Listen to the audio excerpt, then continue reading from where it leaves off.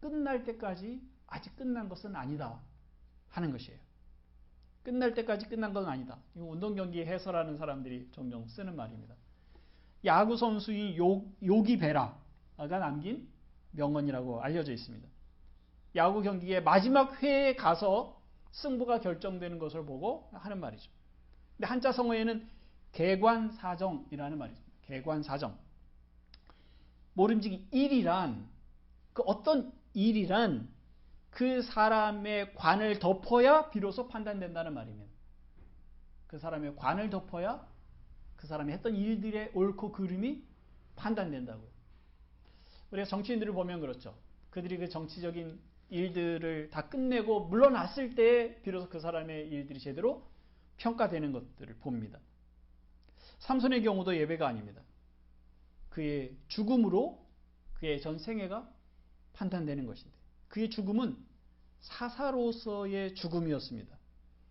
그가 어떻게 살았든지 간에 그는 사사로 죽었다고 성경에 말하고 있습니다. 그의 죽음으로 사명을 끝냅니다. 그 블레셋으로부터 이스라엘 백성을 구원하는 일을 완성합니다. 물론 그 세대에 완성하는 것이 블레셋으로부터 온전히 이스라엘 백성을 구해내는 일은 아직 일어나지 않습니다. 삼손은 시작을 할 뿐입니다. 그리고 그의 사명은 다윗에게로 이어지고 그리고 마지막으로 그리스도에게서 완성이 됩니다. 삼손은 죽음을 통해서 블레셋에서 이스라엘을 구원합니다. 그리스도는 자기 자신을 죽음에 내어주심으로 죄와 사망에 빠져 살아가고 있는 모든 백성들을 하나님의 백성들을 구해내십니다. 적어도 이 면에 있어서 삼손은 그리스도를 보여주는 그림자요 작은 안내자 역할을 하고 있습니다. 그러니까 그리스도까지 이렇게 연결되어서 생각하지 않는다면 삼손을 충분히 이해했다고 말할 수 없는 거죠. 끝까지 가봐야 우리가 그 일의 옳고 그름을 판단할 수 있는 겁니다. 그런 면에서 삼손은 믿음의 사람이라고 평가를 받고 히브리서 11장에 그 이름이 올려져 있습니다. 주는 나의 피난처라는 책을 쓴 코리 텐 붐 여사가 있습니다. 네덜란드의 신실한 믿음의 가정에서 태어나 살았습니다.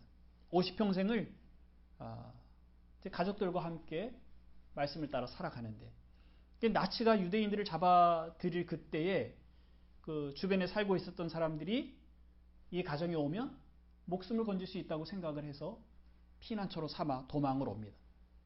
그들을 저버릴 수가 없어서 그 아버지의 그리고 또 가족들의 의견을 따라서 한 가정씩 그들을 숨겨줍니다. 그러다가 그 집 발각이 됩니다. 아버지와 언니와 함께 수용소에 갇히게 됩니다. 아버지는 석방이 되셨지만 곧 병안으로 돌아가십니다. 언니는 수용소에서 죽습니다. 코리도 죽을 수밖에 없는 환경에 있었는데 행정의 오류로 기적적으로 살아나옵니다. 그리고 그 후에 나치의 만행과 또 용서를 전하는 자로 살아갑니다. 근데 그 과정을 쓴 것이 이제 주는 나의 피난처라는 책인데 그 서문에서 읽었던 글이 생각이 납니다. 카펫을 짜는데 우리는 카펫 문화가 아니지만 카펫을 짜는데 어떻게 마무리를 짜느냐에 따라서 용도와 가치가 달라집니다. 바닥에 깔 것인지 벽에 걸 것인지 하는 게 달라진다는 것이죠. 근데 우리의 인생도 마지막 그 카펫의 마지막 부분을 어떻게 짜여지느냐에 따라서 인생이 달라진다고 말을 합니다. 하나님께서 우리 인생을 짜 가시는데 우리 인생의 마지막을 어떻게 짜느냐에 따라서 우리 인생이 달리 평가된다고 그렇게 말하고 있는 것이에요. 교회가 지금 위기를 만났습니다. 교회 예배당의 문을 닫고 예배를 할 수 없는 위기입니다. 하지만 더 큰 위기는 세상이 이 세상에서 교회를 구분해내고 있다는 거죠. 이전에는 우리가 교회와 세상을 구분해 생각했습니다. 교회 밖 세상이라고 말을 했죠. 우리가 그들을 밀어내기도 했고 우리가 그들 속에 있으나 우리의 거룩함을 드러내려고 했었습니다. 그런데 지금은 세상에서 그 사람들이 우리를 빼내려고 하는 것 같습니다. 감염병에 대한 무지가 드러난 집단, 미신에 사로잡혀 있는 집단, 극우적인 정치 집단, 국가와 사회에 대한 관심이 없는 자기들의 종교만 생각하는 사람들, 이런 식의 부정적인 생각들로 신자들을 생각하고 있습니다. 그래 과연 이 시기를 지나고 나서, 그리고 이런 감염병이 자주 온다고 하는데 이런 시대를 살면서 교회는 어떤 모습으로 존재할 수 있을까? 이 이후의 교회는 어떤 모습일까? 그러니까 교회에 대한 걱정들을 참 많이 합니다. 교회 역사를 보면 많은 위기가 있었습니다. 가장 많은 위기의 시기는 1세기부터 4세기 초반일 텐데 박해가 가장 극심했었죠.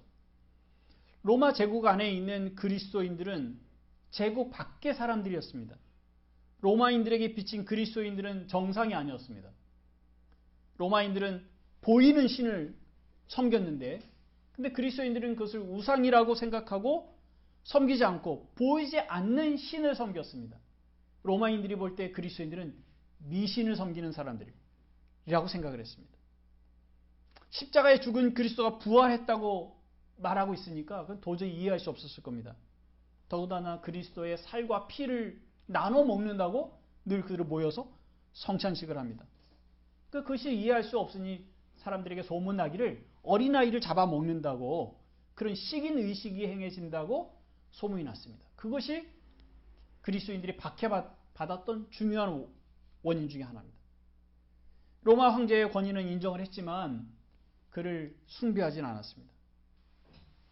하나님의 말씀이 위배되는 것이라면 순교를 각오하고 저항했습니다. 그때 세상은 교회와 그리스도인을 세상 밖으로 내몰았습니다. 교회가 과연 그 이후에도 존재할 수 있을까라는 염려를 그 시대의 신자들이 했을 겁니다.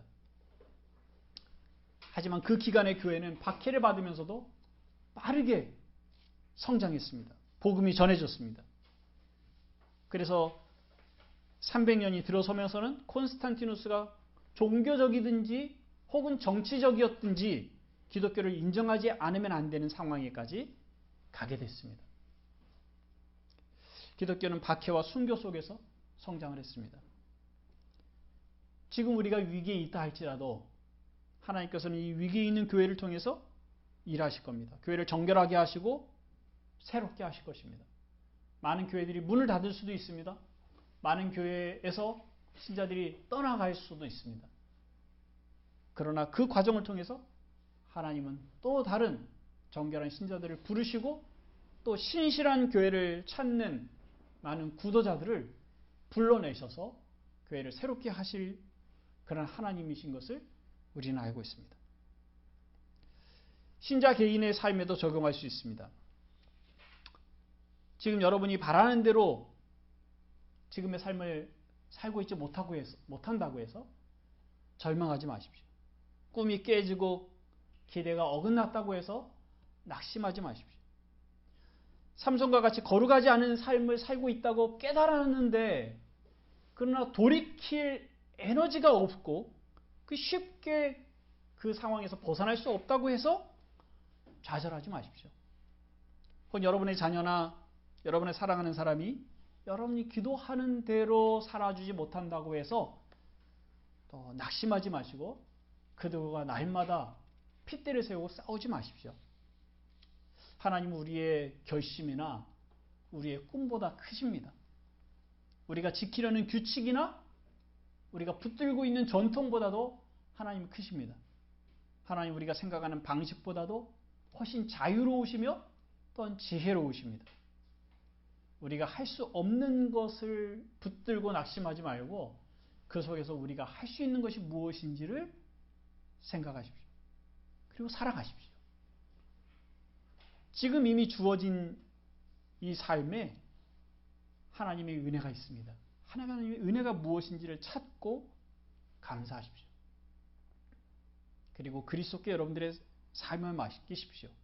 그리스도의 십자가를 붙드십시오. 하나님께서 우리의 인생을 짜고 계십니다. 우리가 과거에 살아온 그림으로 봐서 우리의 인생을 평가해 보려고 애를 씁니다. 혹은 옆 사람의 인생을 보면서 비교하면서 내 모습을 평가하기도 합니다. 그러나 완성되기까지는 어떤 그림이 그려질지 또 어떤 역할을 하게 될지 우리는 다 알 수가 없습니다.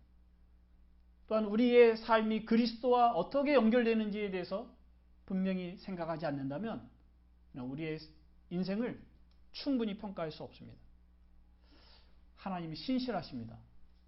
하나님의 신실하심을 믿고 하나님을 붙들고 나아가시기를 주의 이름으로 축원합니다.